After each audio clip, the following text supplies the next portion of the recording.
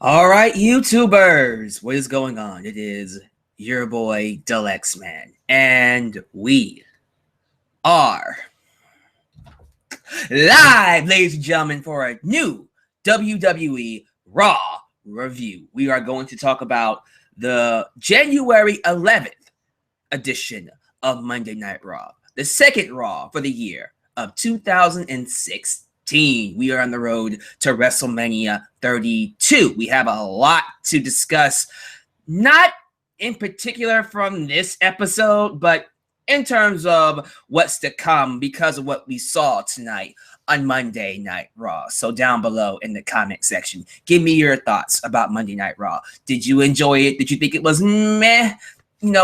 Overall thoughts, favorite moments, as I'm discussing this right now. And as I let people come in, I will use this time to talk about the poll results of Raw and other stuff that I feel like I want to discuss. So, and that is my phone. But I did a poll on Twitter, and I do this every single time Raw goes off the air, is to get good feedback from my audience. As of right now, I am looking at 150 votes.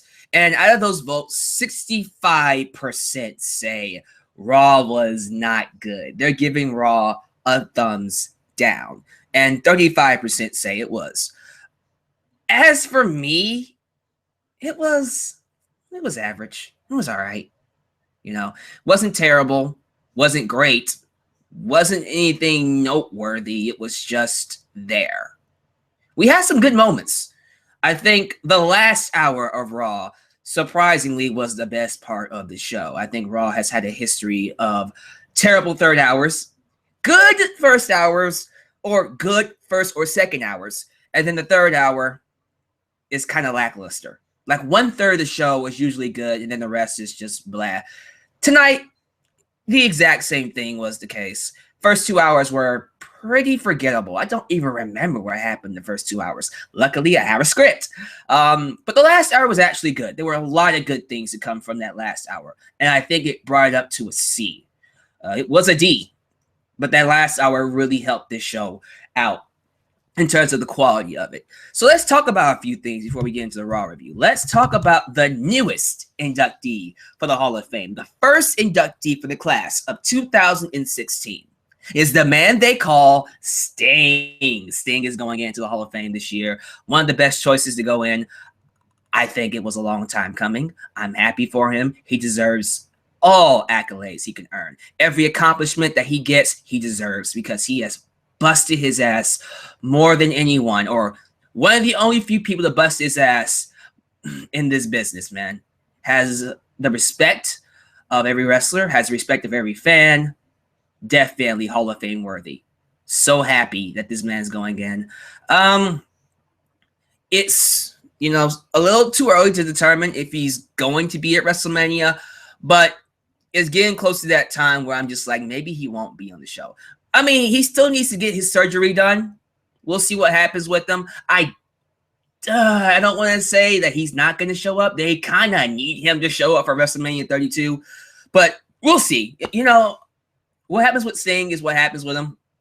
If he decides he doesn't want to come back, congratulations. You had a great career. You don't need to do this anymore. If there's anyone that doesn't need to have one more match, it's Sting. I would love for him to come back and fight Taker, but that's another scenario or another discussion for a different video.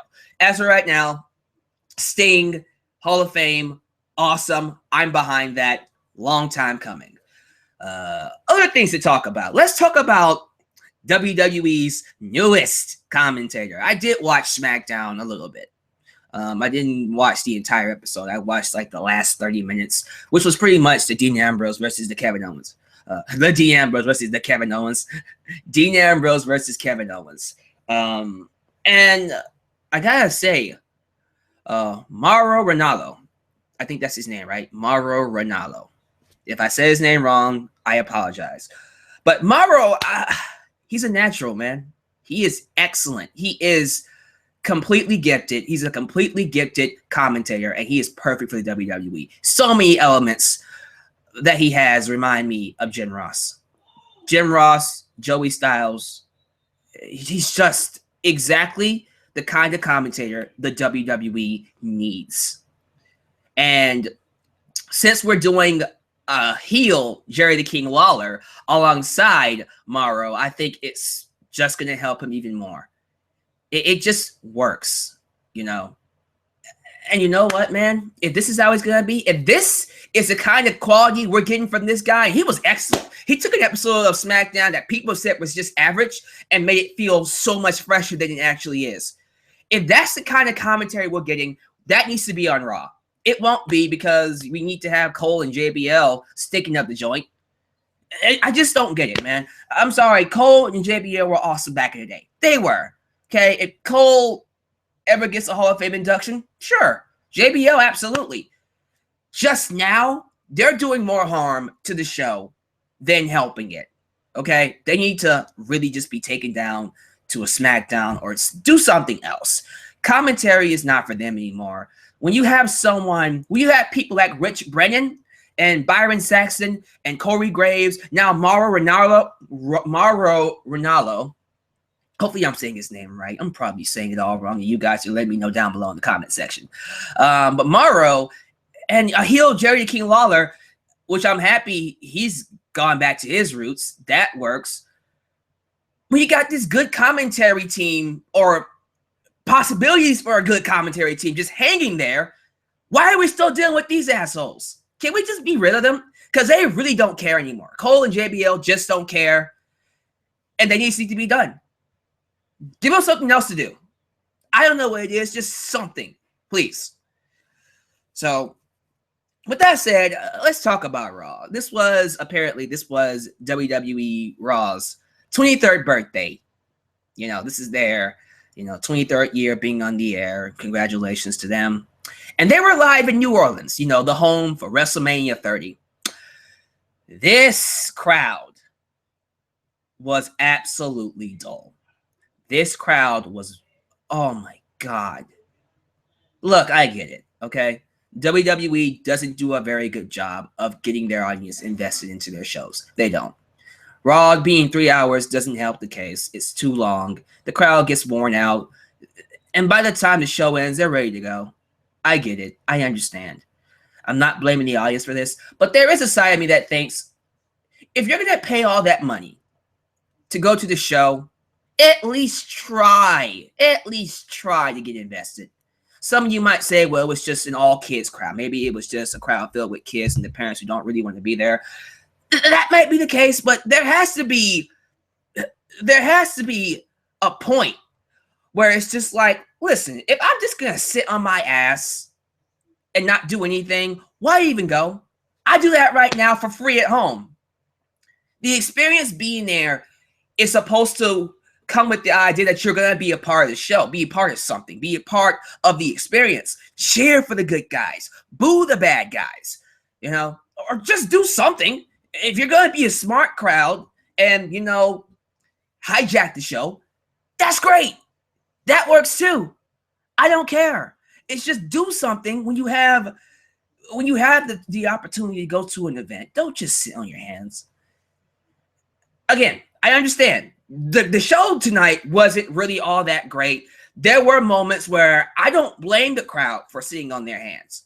And maybe WWE should look into that. But it also gets to a point where it's like, guys, if you're just going to act like that, just leave. I don't see how anybody can just sit on their hands for 3 hours straight and not react. That wasn't the case, but that was almost the case. 2 hours at least was way too long. This crowd was not good. Very, very disappointing in New Orleans. I mean, again, if the show wasn't all that good, at least hijack it. Do something. That's something I will give to smart crowds. That's something I will give to a Brooklyn or a Chicago or a Philly or any kind of smart crowd. If the show sucks, they'll make it interesting themselves. UK audience. That's just my opinion. All right, enough about the crowd. Let's go ahead and get into the show. We open up the show with the McMahons addressing the entire WWE roster. Stephanie, Vince are inside the ring. The entire roster is, the entire male roster, everybody in the Royal Rumble is on stage. They say, well, one of you is going to be the new WWE champion. God damn it. My name is Vince Security McMahon. That was probably a very terrible Vince McMahon impression, but that's all I got for tonight. And then Roman Reigns comes out. What if I win? You say I'm going to lose, but what if I win? We'll see about that, Roman. And then Sheamus attacks Dean Ambrose, and we have our first match. Ambrose and Sheamus was very lifeless. It happened. Nothing really to go back and watch if you watched it. It was an count out. Nothing advanced from this. Oh, well, no, I won't say that. Sorry, scratch that. The match was pointless. Let me just say it that way. Something did advance from this. Owens comes out afterwards and attacks Ambrose. And, you know, after he beats down Ambrose, Ambrose gets up. He goes backstage, has a promo with his woman, Renee Young, and then tells Renee, you feel that? That means I'm still breathing. And I'm thinking, okay. He talks about how he's going to get back to Kevin Owens. I'm thinking, all right, so this means that these two are going to brawl throughout the night, which would be awesome. I think that would have been great. We didn't get it. I completely forgot he did that segment. It didn't go anywhere. So it was just pointless. You know, when it comes to Ambrose and Kevin Owens, I kind of feel like it's just a lifeless feud. Yes, they're beating each other up. Yes, their match on SmackDown was actually pretty good. I'm not going to take anything away from that. I like the brawl more than the match itself. But this feud doesn't scream, oh my God, I have to see it. You know, if it happens, it happens. It's just one of those, okay, it's just a filler feud for both of them to have something to do. I'm not necessarily interested in it, and that bothers me. I should be. It's Owens and Ambrose. I should be chomping at the bit to see these guys, but I'm not. And that's because it's missing something, man. Yes, they're fighting each other. Yes, they're beating each other up. But it's still missing a lot more good writing. And some of you are asking, what would you do? You know, I remember when Kevin Owens talked about how he's going to drive Dean Ambrose up the wall and drive him so crazy, drive him so mad that he has to be put in a straitjacket. And you know what? Maybe this is just a situation where I'm just getting too old for this. I don't know. You know, sometimes I've been thinking about that too. You know, maybe your boy Alyx, man, is just kind of like, maybe I'm not enjoying it as much anymore because I'm just getting too old for it. I've seen it so many times that maybe it's just not for me anymore. I don't know. You know, Owens and Kevin Owens. Huh? Yeah, same person fighting the same guy. Ambrose and Owens.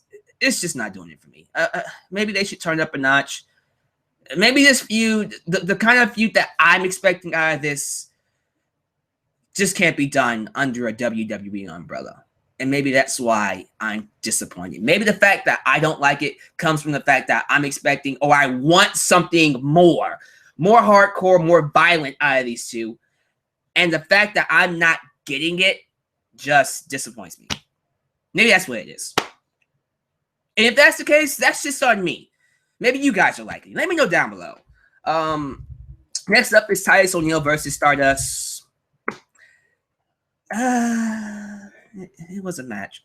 I did love the David Bowie tribute that Stardust had with his new makeup. That was nice. I really appreciate that, man. But the match itself, I don't care. Titus O'Neil beat Stardust. Whoa, congratulations. And then Stardust beat him after the match. Whoa, we're going to continue this worthless, pointless feud that's going to go nowhere. I get that Cody Rhodes doesn't want to go back to himself. I get that he's doing this for his father. And you know what? I'm just going to shut up about it. Okay? Again, it's just one of those things where I'm just like, fine. Do what you want. I'm just not interested. And maybe that's just how it has to be. It's just not for me. Just going to not pay attention to it. Oh, God. This segment. Okay. Chris Jericho. Let me just talk about Jericho really quickly because Jericho is a Hall of Famer. Jericho is one of the best wrestlers to do it. When I'm 50 years old and I'm talking to my grandkids or my kids about wrestling, and I have to talk about wrestlers that were the best at what they do, I'm going to mention Chris Jericho. Always and forever, because he's one of the best. He's awesome. I'm always going to be a huge fan of Chris Jericho. This was crap.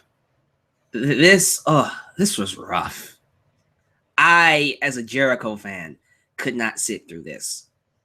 It seems like I've been more critical, more cynical of Chris Jericho as of lately. And maybe that's because I'm getting too old for this, because I'm an old school fan, because I grew up with the real Chris Jericho, who's a lot more edgy than he is now. I want that Chris Jericho. I miss that Chris Jericho.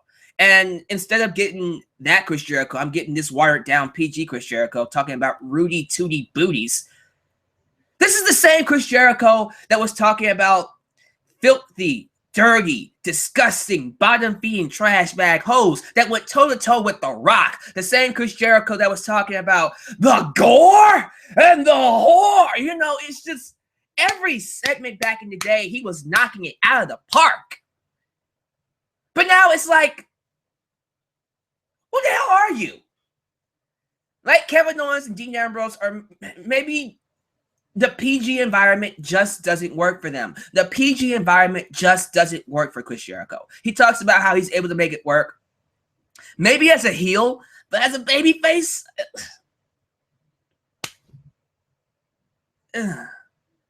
I'm sorry. It doesn't. It doesn't work. The setting with the New Day. Usually New Day has great segments. It wasn't. It wasn't working. And maybe the crowd, the crowd didn't help at all either. And then the Usos come out. I do like the whole, whoa. I do like that stuff, but everything after that was kind of like,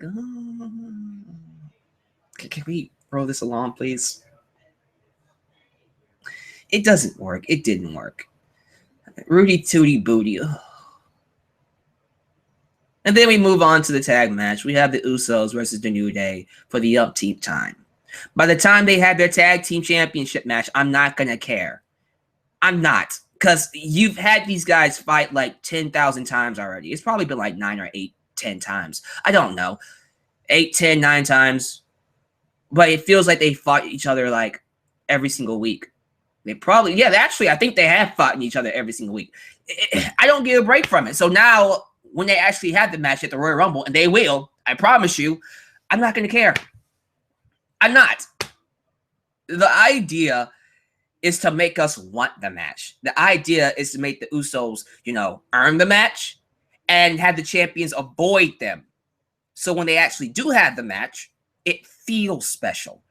Again, that's that old school mentality, that old school booking that I have, that WWE doesn't do anymore. And because they don't do it anymore, I'm just taken out of it. Again, I'm probably just getting too old for WWE. Maybe that's what the case is. Maybe that is, And then we got, what's next? Because let's just move on from that. That was garbage. Oh, the social outcasts. Heath Slater, Bo Dallas, Curtis Axel, and Adam Rose.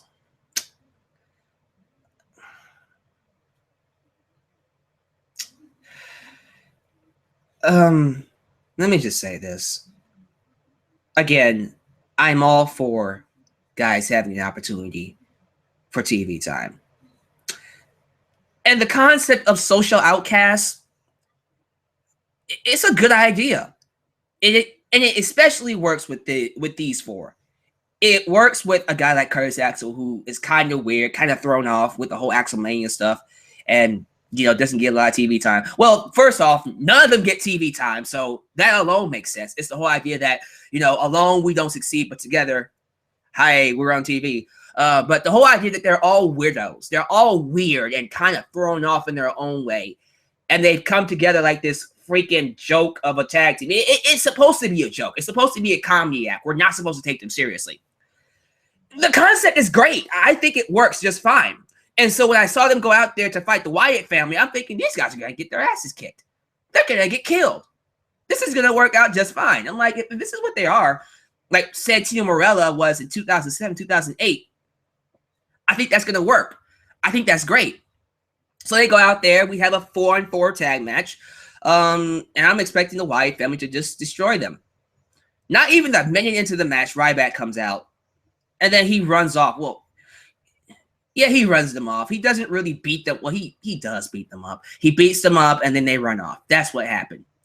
Ryback runs off the Wyatt family. And I think I don't remember watching the whole segment. It just a blur to me, like the first 2 hours of Raw. But I'm going to assume Social Outcasts helped him, because I'm definitely sure Ryback didn't do that by himself. He had help from Social Outcasts.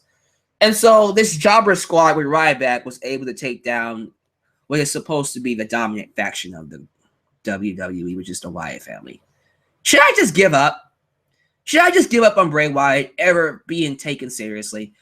You know, I think someone like Bray Wyatt could be a viable option to win the Royal Rumble. I see someone like Bray Wyatt starting up at number 5. 5. Okay? And then as time goes by, his whole Wyatt family comes in and he just runs over everybody with the help of his Wyatt family. It comes down to maybe not all 5, but maybe it comes down to Braun Strowman and Luke Harper and Bray Wyatt. And then Bray Wyatt says, leave the ring.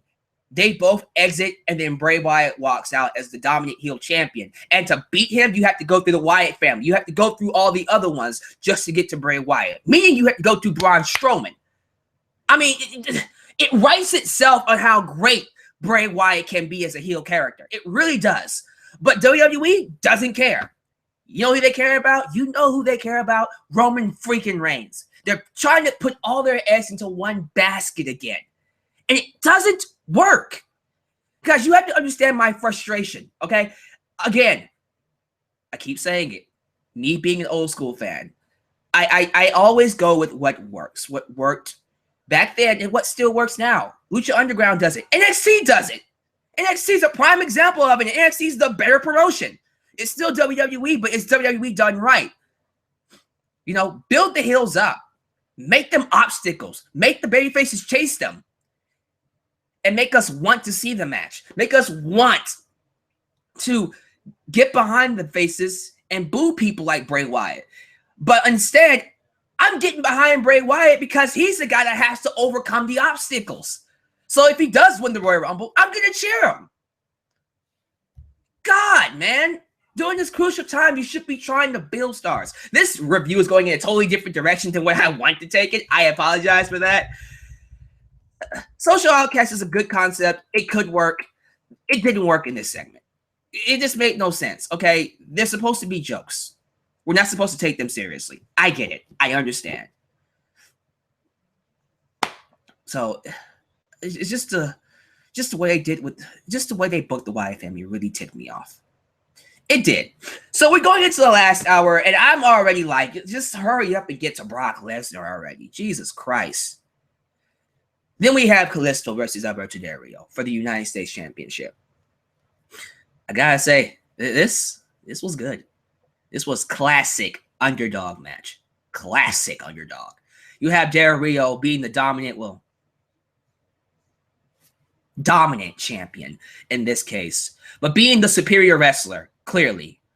Dominating, destroying, just out wrestling Kalisto throughout the match. Everything that Kalisto threw at him, Del Rio just countered and threw right back at him. He couldn't get anything on Del Rio. And it really looked like Kalisto was going to be absolutely destroyed. And then at the end, he found his footing. He found a Fury and managed to get a roll-up on Del Rio and beats him for the United States Championship. Kalisto wins, and the crowd goes crazy. Like, again, this is a crowd that for the first 2 hours was dead. You could hear a pin drop. Nothing. No reaction. Sting was announced as an inductee of the Hall of Fame. They didn't react. They didn't react to Sting. That's how dead the crowd was. Kalisto, in a very classic underdog match, wins the championship. They go crazy. Lucha, lucha, lucha. And it was great. It was awesome. I felt it. I was like, yes, that's how you do it. Classic booking. Some of you might be saying that he might not hold it for long. I don't care. He got a moment. He got his moment. And who knows? Kalisto's a great talent. It's just going to go up from here. I can only see him rising from this point. Clearly, there's going to be a rematch. The rematch will happen at Royal Rumble. And you know what? If it does, I'm hoping they have an even better match than they did tonight. I want these two to go all out in their match at Royal Rumble. I'm expecting a really, really, really, really good match. Really. So, Good match, man. Really good stuff. Kalisto wins. The highlight of the show for me. This was, okay, one of the highlights of the show. I won't say it was the highlight of the show, but definitely one of the top highlights of the show. And then we go from that to another good segment or a good match, whatever you want to say. Charlotte is backstage. Now, Charlotte and Becky have been feuding for a while now, and I feel like their feud has now started to pick up heat. It's starting to get some real legs under it. Last week, Charlotte lost to Becky, and then she had the title match on SmackDown.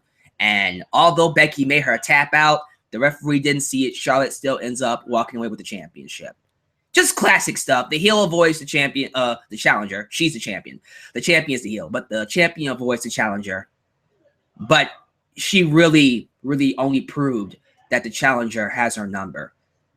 She's just smarter. You know? Just smarter overall. But she has this promo, and Charlotte talks about how, you know, everybody just thinks I've done Becky wrong. I'm the real hero. I'm the champion. I'm Ric Flair's daughter, and she's the villain. I'm genetically gifted. You know, just good shit. You know, I love this character. I love the corrupt daughter. She's become corrupted by her own father, but it makes sense. It makes so much sense, and it fits, and it works. That's the thing. It works because fans are actually booing Charlotte. They don't like Charlotte not because she sucks at what she does. She's a good wrestler. I don't care what anybody says. She is a good performer. For anybody to say she's not a good performer, I don't understand that. She's had tons of great matches. Okay, I just don't understand how anybody that can watch Charlotte, as athletic as she is, and as many good matches that she's had on NXT, Jesus Christ, how anybody can say she's a bad wrestler, I don't get that. Her issue has always been she's not had a good character. This is her character, and it works. And she is a really good heel champion. She even had me going, I hope Becky kicks your ass. So when we had this match against Brie Bella and Charlotte, which made me go, oh, Jesus Christ. This fucking match, she goes out there, and just as Charlotte is getting into the ring, here comes Becky. No music, by the way, no entrance music. Thank you.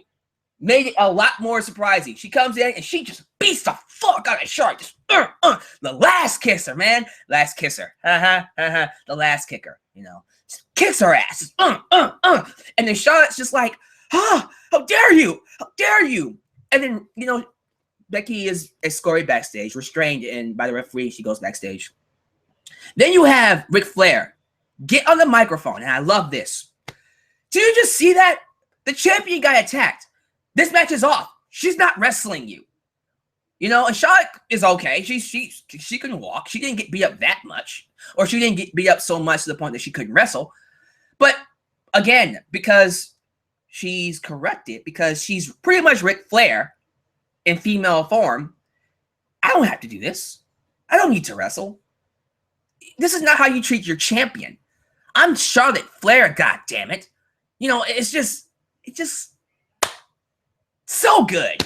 So good. They're going to have their rematch at Royal Rumble. That's going to be a great match. I'm looking forward to that. They just need time. It has heat now. So now that it has heat, and now that fans are behind Becky and just want to see Charlotte get her ass beat, now when they have the match, it's going to be something great. It's going to be something good. Can't wait for that. Can't wait for it. It's going to be good. You know, two good things. Two good things. I cracked my voice this high. But just really good stuff. Let me see. I'm trying to think what else happened. I think that's everything, because I think following that was the Roman Reigns 1 versus all match. Yeah, I think that's it. Let's go to the main event. We have Roman Reigns in a 1 versus all gauntlet match. Now, let me say this. At first, I didn't like this idea, because right now we don't need to be feeding Roman Reigns anybody. We should be making new stars. You know, the idea is to, in this time where we've lost John Cena and a lot of other wrestlers that we need to really make WrestleMania 32 feel special, we need to really be careful with what we do with our talent. And I was scared that they were just going to feed everybody to Roman Reigns.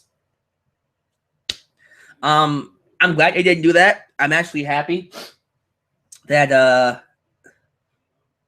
that what we got instead happened.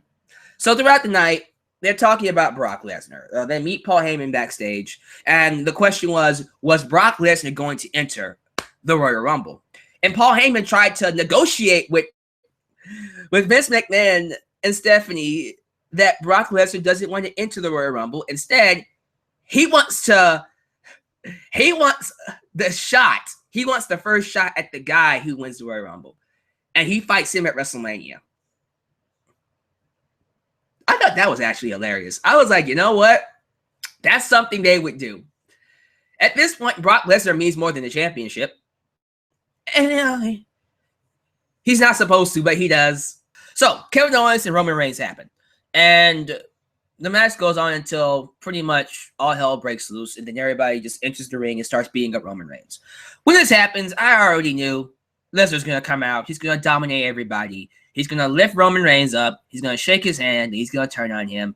And then he's going to say, I'm entering the Royal Rumble. I'm coming for your ass. You know, that pretty much is what happened. Unfortunately, he didn't shake Roman Reigns' hand, which I like that Brock Lesnar did not shake his hand. I like that he just kicked his ass. He goes out there, just beats everybody up, just like I thought he would. And then he picks up Roman Reigns and F5s him. Cool. You know, everybody was chanting Suplex City. Brock Lesnar's awesome. And I'm going to assume this means he's in the Royal Rumble, right? I think he's in the Royal Rumble. So I can't complain about that ending. That was a pretty well-booked ending. Again, the last hour was Raw. The last hour of Raw was done very well. The first 2 hours, not so much. I just kind of wish they would have done a better job of, you know, just spreading things out. Maybe 3 hours is just too much for them. It is. 3 hours is just too much for them. They just need to cut the show down more. But anyways, good stuff. Brock Lesnar's in the Royal Rumble. Now, that just leaves the question, does this change anything for the Royal Rumble? Does this mean, what does this mean for Roman Reigns overall? Does this mean he's still going to walk out as champion? Or does this mean he's not? Well, it's like I said before. His chances of walking out as the Rumble winner this year aren't really, like, very high. Even right now, they're not high. They're higher than they were before because I thought that John Cena was going to be in it. Here's what I thought, guys. I thought that the Royal Rumble this year was going to have someone like John Cena, Undertaker, Brock Lesnar, and then Triple H, along with Chris Jericho and Kevin Owens and many others. You know, with all that star power in it, I was sure that Roman Reigns was not walking out. I was certain he wasn't walking out. Now, we don't have a John Cena. I'm almost certain we won't have Undertaker. We're not getting Daniel Bryan. We're not going to get anybody all that special. All we got really is Brock Lesnar and maybe Triple H. So now we have a 2 out of 3 chance that Roman Reigns is not walking out with the championship. I mean, those odds are still pretty high, but at this point, I wouldn't be shocked if he won. I'll go into more detail later on, maybe in a video in the future, or maybe next week on my Royal Rumble review. But as of right now, I still can't say Roman Reigns is walking out as champion. I think his odds got better, but I still don't think he's going to walk out as your world champion. I still think at this point, Brock Lesnar is still the safest bet. But only time will tell. That was Raw, guys. Gonna give that show a C. That was a C-worthy show. Wasn't terrible. Wasn't great. I got through 3 hours. Wasn't angry for the most part. Although I was I'm pretty sure I sound a lot more angrier in this video than I really am because I'm very passionate about how things should be done. Because that's just me. But overall, it was a C, you know, maybe even a C minus, but it was pretty much a C. If I was doing pluses and minuses, I would give it a C minus. I'm pretty sure that annoys a lot of you. Like, why don't you just do pluses and minuses, Deluxe, man? I don't know. I don't like wasting your time. You know, maybe I could be more precise if I do pluses and minuses, but it's like, it's a C. It's a fucking C. It's like someone who does thumbs up and thumbs down. It's either a thumbs up or a thumbs down. There is no maybe thumbs in the middle. Look, A, B, C, D, or F. It's a C. That's what I'm going to give it. So, yeah. Give me your thoughts about Raw down below. How you feel about, you know, the new commentator, Sting going into the Hall of Fame, and then everything else I talked about. Do you think Roman Reigns' chances went up for Royal Rumble? Do you think he's going to win now, or do you still think he's going to lose? Those of you who pretty much say he was going to lose anyways. All right, but guys, thank you for watching. That was my Raw review live. As always, guys, please subscribe. You know, like me on Facebook, follow me on Twitter. Check me out for more videos. And as always, guys, donate to my Patreon if you feel the need to. With that said, this is your boy, Deluxe Man, signing off live here on Deluxe Man's channel. Catch you guys later. Peace.